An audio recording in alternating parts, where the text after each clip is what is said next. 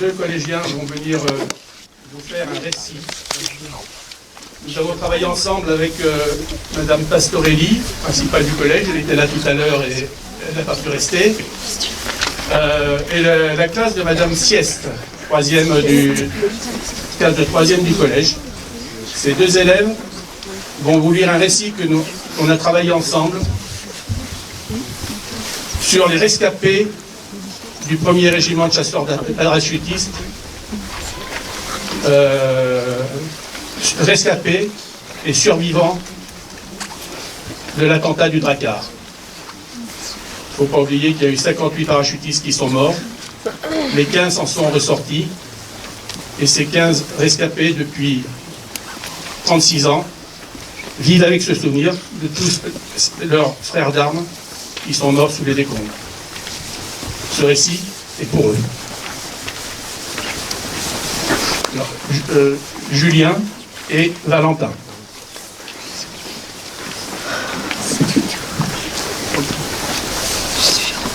Un homme ne pleure pas. Quand ils avaient 20 ans.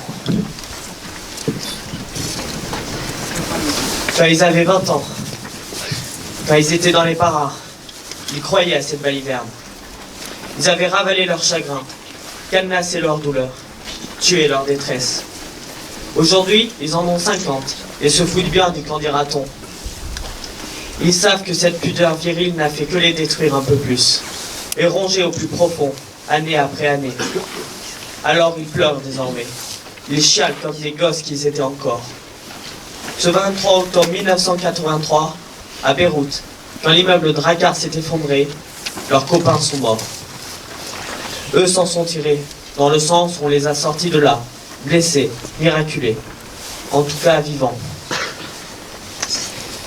Mais une partie d'eux-mêmes est restée là-bas, ensevelie sous les gravats, la plus belle peut-être, l'insouciance. Ils venaient de milieux populaires, de petits patelins comme Vence, de familles nombreuses souvent. Ils n'avaient pas poussé bien loin leurs études. Ils avaient pour horizon certains un travail à l'usine du coin et l'angoisse de la routine. Quand est venu le temps du service militaire, ils ont choisi les paras. Ils ont coiffé le béret rouge pour le voyage, pour l'aventure, pour la solde aussi, qui leur permettrait d'acheter une belle voiture et de payer une bouteille en boîte de nuit. Ils ont découvert l'amitié, une amitié qu'on aime bien moquer, l'amitié de chambrée, l'amitié de pactage, l'amitié de crapahutage, mais une vraie amitié, indissoluble, une amitié par-delà la mort. Les rescapés le savent bien aujourd'hui. Ils appartenaient à la même compagnie, la 3e du 1er régiment des chasseurs parachutistes. Ils étaient basés à Pau, partageaient les mêmes pioles et les mêmes bordées. En septembre 1983, quand la hiérarchie a demandé des volontaires pour aller au Liban, ces appelés ont dit oui ensemble, sans hésiter. Ils ne connaissaient rien de ces pays, sinon qu'il était en guerre. On les a installés dans un des quelques 30 casernements qui occupaient le contingent français de la force multinationale à Beyrouth. Ils portaient tous des noms de bateaux. Pour eux, ce fut Drakkar. Ils n'ont pas tardé à comprendre qu'on les avait mis au milieu d'un merdier, assis le cul sur une bombe. En ce 23 octobre, vers 6h30, alors qu'ils se préparaient, ils ont entendu une explosion du côté de l'aéroport dans le secteur américain. Un champignon de fumée s'est élevé dans le ciel. Le siège des marines venait de sauter, faisant 241 morts. 1 minute 30 plus tard, les hommes ont entendu un énorme boom sous leurs pieds et vu sortir une boule de feu. Ils se sont sentis soulevés, puis inexorablement tombés, tandis que les murs et les plafonds s'écroulaient sur eux. 58 paras du 1er et 9e RCP sont morts, écrasés par l'effondrement de l'immeuble Drakkar, dont avant soi, l'adjudant Antoine Magnis. 15 rescapés blessés ont été extirpés des décombres. Merci. Bravo pour vous.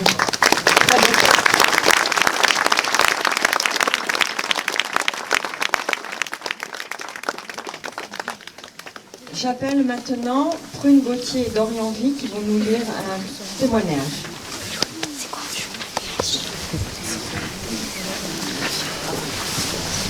Bonjour à tous. Je vais vous lire un poème de Wilfrid Owen, né en 1893 et mort en 1918, lors de la dernière année de la Première Guerre mondiale, juste avant l'armistice.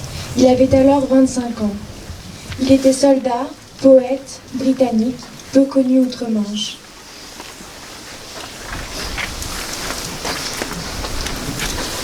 Hospitalisé en 1917, il rencontre un grand soldat poète britannique, Siegfried Sassoon, avec lequel il lie une relation d'amitié et d'écriture poétique qui vise à partager la compassion dans la douleur et à crier sa protestation pour cette jeune génération sacrifiée. Quelques mois avant sa mort, il écrivit ce poème. Hymne pour une jeunesse condamnée. Quel glas pour ceux qui meurent comme du bétail. Seulement la monstrueuse colère des canons. Seul le crépitement rapide des fusils enrayés peut rythmer les oraisons hâtives. Pas de raillerie pour eux maintenant. Ni prière, ni cloche, aucune voix éplorée. Si ce n'est celle des cœurs. Les cœurs stridents et déments des obus qui gémissent et les clairons qui les appellent depuis les comtés affligés. Quel cierge peut-on tenir afin de leur souhaiter bon voyage? Ce n'est pas dans les mains de ces garçons, mais dans leurs yeux que brilleront les lueurs bénies des au revoir. La pâleur du front des jeunes filles sera leur linceul. La tendresse des esprits patients remplacera les fleurs. Et chaque crépuscule s'abaissera comme un lent tombé de rideau. Wilfrid Owen. Merci. J'ai décidé aujourd'hui de vous lire un extrait de la correspondance de Adam France. Adam France qui était alors médecin-chef au 23e régiment d'infanterie le 11 novembre 1918. Il se trouve en Belgique. On continue de progresser, mais dans la soirée, un passage de ligne par le 15-2 nous vaut de dormir tranquille dans le petit village de Mareké-Kerken, alors que se déroulent un des plus formidables événements de l'histoire moderne. Après m'être reposé quelques heures sur le plancher d'une salle d'auberge où nous étions cantonnés, mon personnel et moi, je m'étais levé de bonne heure, ce 11 novembre 1918, afin d'écrire au ministère dont je dépendais comme fonctionnaire pour demander un poste d'asile à l'asile alsacien de Rouffach. Je procédais ensuite à ma toilette quand une brave femme entrant dans l'estaminet annonce qu'un officier vient de dire à ses soldats que la guerre était finie. D'un bond, je suis dans la rue où je trouve quelques hommes qui me confirment le fait. Un commandant d'artillerie leur a lu un message radio annonçant la fin des hostilités. Ces hommes n'ont du reste pas l'air convaincus de la véracité de la nouvelle, et ne songent en tout cas pas à la propager. Je me précipite alors chez le colonel Omichen, encore au lit. Il ne croit pas non plus la chose possible. À peur que l'on me fasse courir de faux bruits, je me charge de retrouver cet officier et de le lui amener, ce que je fais. Il faut se rendre à l'évidence. Ce chef d'escadron n'est pas un enfant. Il a la radio en main et affirme que c'est bien notre TSR qui l'a transmis. Du reste, le texte a une allure très officielle. Les soldats que j'ai informés de l'événement au cours de mes pérégrinations ne savent s'ils doivent me croire. Ou bien la guerre est finie, ou bien le docteur Adam est devenu fou, va dire l'un d'eux à son officier. Je saute en auto pour aller, avec le capitaine Raoul, annoncer la nouvelle au bataillon cantonné dans un village voisin. En cours de route, j'engueule mon Américain qui trouve que la guerre n'a pas assez duré. On n'a encore rien vu, dit-il. Les officiers et soldats des compagnies refusent eux aussi de nous croire. Les Anglais, cantonnés dans le même village, se laissent plus facilement convaincre. Petit à petit, cependant, chacun se rend à l'évidence. Cette nouvelle ne produisit pas sur les hommes l'effet que l'on pouvait en attendre. Était-ce, comme je l'écrivis à l'époque, que 4 années de guerre avaient émoussé tous nos sentiments? Était-ce que nos soldats comprenaient que le succès, si grand qu'il puisse être, ne saurait jamais compenser les pertes atroces que nous avions subies?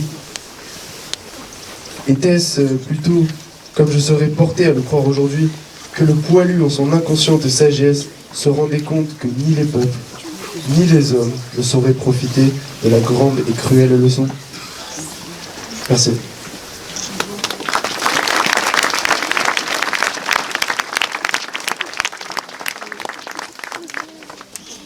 Maintenant, j'appelle les petits, parce que c'est là, c'est les grands.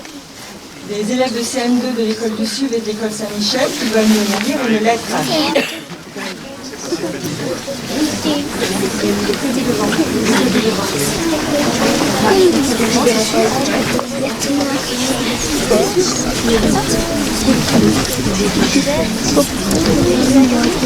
France, ce 11 novembre 2019.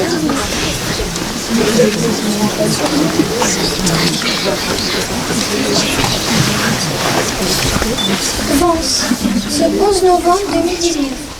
Chers soldats poilus, je ne me connais pas, je suis élève de CM2 et j'ai étudié en histoire la Première Guerre mondiale. J'ai découvert ce drame. Je l'ai découvert car je n'en avais pas vraiment pris conscience avant de l'avoir étudié.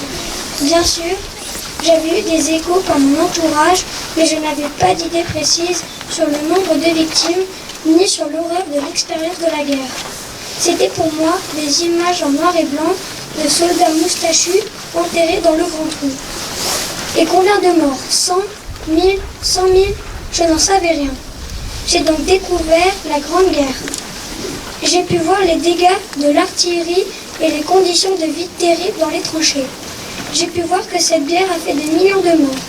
J'ai aussi eu l'occasion de lire de nombreux livres, étudier en littérature. C'est ainsi que j'ai pu découvrir les nombreuses lettres que tu as écrites. C'est à ces lectures que j'ai pu comprendre que derrière le drame de la Première Guerre mondiale se cachaient tant de drames individuels, de familles déchirées, de gueules cassées.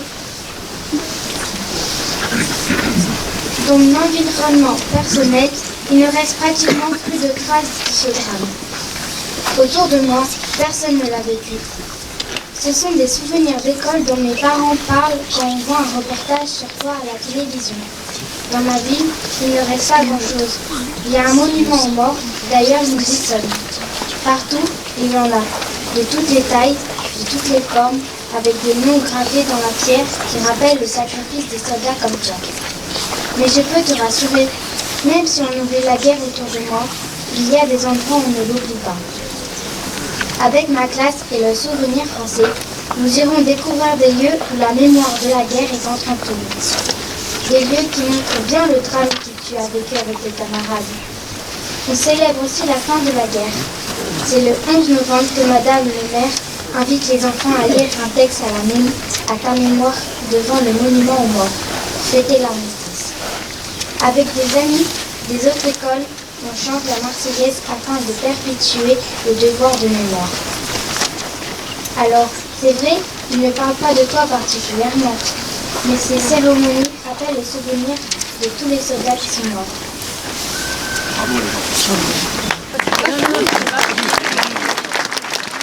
Est-ce que ce sera la même chose dans 10 ans, dans 50 ans?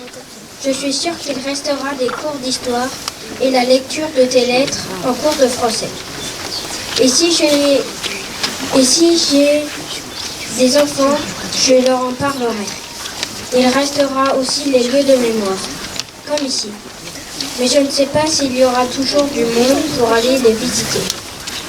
Certains vont peut-être disparaître. En tout cas, je peux te dire que moi, je n'oublierai pas cette guerre.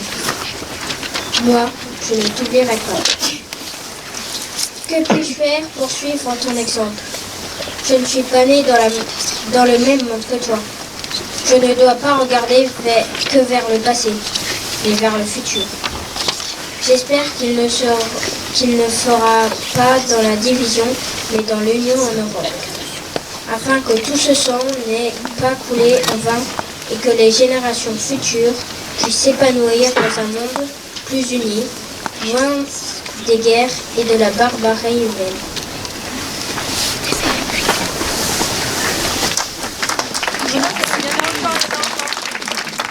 Nous avons de la chance de vivre dans un pays qui n'a pas beaucoup pour nous, qui n'a pas pour but d'en détruire un autre, comme à ton époque. Aujourd'hui, la France n'est plus en conflit avec l'Allemagne et la haine mutuelle a laissé la place au pardon.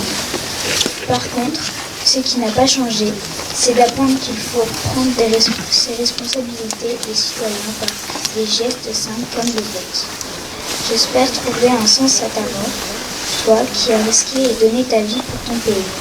Maintenant, repose-toi, tu l'as bien mérité.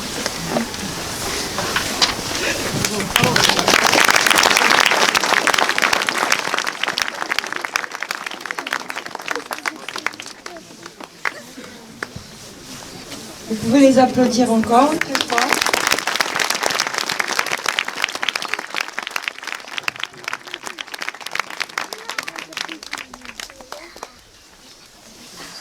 Je donne maintenant la parole à Madame le maire qui va nous lire le message du secrétaire d'État auprès du ministre des Armées. Monsieur le Président du Conseil départemental, vous voulez vous dire quelques mots. Très rapidement, Madame le maire, à votre invitation, pour vous dire le ressenti qui est le mien, et j'en prendrai une citation de Victor Hugo. Les grandes dates de la France doivent être allumées comme des flambeaux. Eh bien, j'ai le sentiment qu'ici avance, vous avez allumé ce flambeau de belle manière. Que la cérémonie à laquelle nous assistons est une des cérémonies, et je suis heureux d'y participer malgré les nombreuses contraintes et les 163 communes du département qui célèbrent aujourd'hui cet armistice du 11 novembre, d'être ici avec vous avant. En saluant bien sûr toutes les autorités civiles et militaires, en saluant le conseiller régional, en saluant les élus qui sont autour de vous, Madame le maire. Je veux vous dire que des chiffres ont été donnés par les présidents Igoli, Goudon, et qu'il y a bien évidemment dans ces chiffres qui s'attachent à la France des drames. Ce que nous commémorons aujourd'hui est probablement le plus grand carnage que nous ayons connu, mais qui s'attache à la France. 8 millions. 8 millions de morts au niveau national. Mais en réalité, toutes nations confondues, la guerre de 14-18, c'est 18 millions de morts. C'est dire avec quelle intensité cette guerre qui n'est partie de rien, un conflit qui a dégénéré et qui fait que les rigidités des alliances des uns et des autres nous ont amenés à un conflit mondial, ne doivent pas se reproduire. Alors oui, ici, ce flambeau doit être allumé pour se souvenir, honorer celles et ceux qui ont combattu, qui ont perdu leur vie, avec ces millions d'enfants orphelins, 6 millions au total, 3 millions de veuves, avec les mutilés, dont nous comptons, et René Ruchon a été cité avant, mais on pourrait citer le prix Nobel de la paix, René Cassin, qui appartient aussi à l'histoire des Alpes-Maritimes et qui fut blessé par un tir de mitrailleuse. Il y a véritablement des traces indélébiles et profondes, pour lesquelles nous devons, au-delà de l'honneur qui est porté à celles et ceux dont les noms figurent sur les monuments aux morts, eh bien nous retrouver pour faire en sorte que ces choses-là ne se reproduisent plus dans l'histoire. Nous avons connu ici, dans les Alpes-Maritimes, alors que nous n'étions pas dans les départements sur le front, sur le chemin des Dames. Nous n'étions pas sur ces terrains d'engagement, mais nous étions un terrain, une base arrière, qui recevait les réfugiés, qui recevait les blessés. Et il y a eu 140 hôpitaux temporaires qui ont été montés dans les Alpes-Maritimes. 21 000 lits qui accueillaient les blessés de cette grande guerre. Je dois dire que la contribution du département des Alpes-Maritimes a été forte. 8 800 soldats engagés dans les Alpes-Maritimes. Autant dire là aussi que la participation et survence, ça a été dit. Les Vansoises et les Vansois ont payé leur prix, un prix très fort. Aujourd'hui, nous sommes là pour faire en sorte que l'histoire ne se reproduise pas. Je le souhaite de tout cœur, car après cette première guerre mondiale, nous avons été confrontés au deuxième conflit mondial. 60 millions de morts. Autant dire que la leçon de la première guerre mondiale n'a pas forcément servi. Néanmoins, le monde combattant ici rassemblé, autour des porte-drapeaux, le monde militaire, ici rassemblé, qui est sur les terrains des opérations extérieures, ça a été dit, doit faire cesser ce que nous continuons à percevoir tous les jours, que ce soit au Mali, en Afghanistan, en Irak, en Iran, au Liban. Il y a chaque année des milliers de morts. Les années les meilleures, 10 000 morts. Les années les pires, plus terribles, 100 000. Et c'est l'actualité que nous continuons à vivre. Alors je forme le vœu que la cérémonie à laquelle a participé l'ensemble du monde combattant ici rassemblé, mais également les enfants. Ça a été dit et souligné, je veux à mon tour le souligner, autour de vous, Madame le maire, autour des élus, ces enfants qui seront les Françaises et les Français de demain, qui militeront pour faire en sorte que cela ne se reproduise plus, nous permettront peut-être de rentrer dans un monde de paix. Et je suis heureux de participer à ce monument. Je reprendrai une phrase de Winston Churchill qui disait « Un pays qui oublie son passé est condamné à le revivre. Il s'y avance, nous ne l'oublions pas. »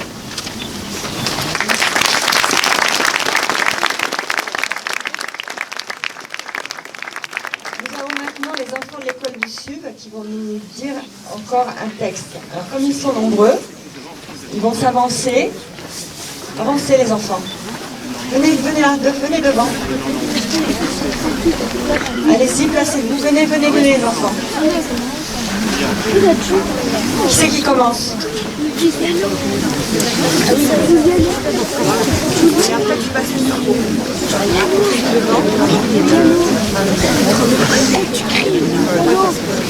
Bonjour à tous. Nous allons vous lire la chanson de Florent Pagny, Le Soldat. Merci de m'avoir lu.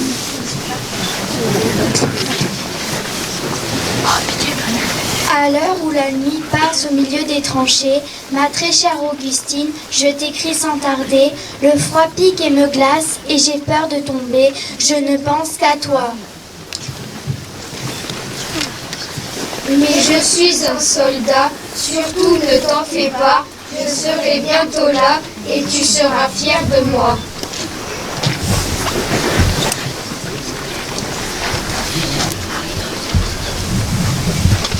À l'heure où la guerre chasse les garçons par milliers, si loin de la maison et à la fleur au canon, ces autres que l'on tue sont les mêmes que moi, mais je ne pleure pas.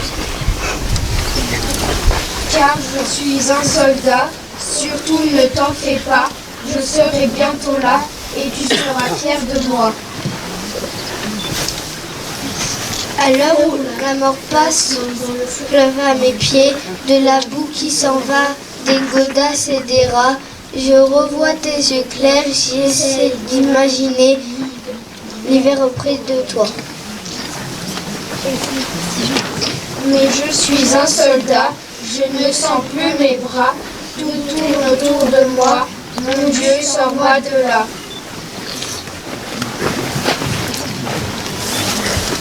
Ma très chère Augustine, j'aimerais te confier nos plus beaux souvenirs, nous font rêver. Je crois pouvoir te le dire, nous nous sommes aimés. Je t'aime une dernière fois.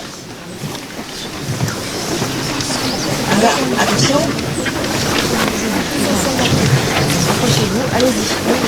Je ne suis qu'un soldat, non je ne reviendrai pas. Je n'étais qu'un soldat, prends soin de toi.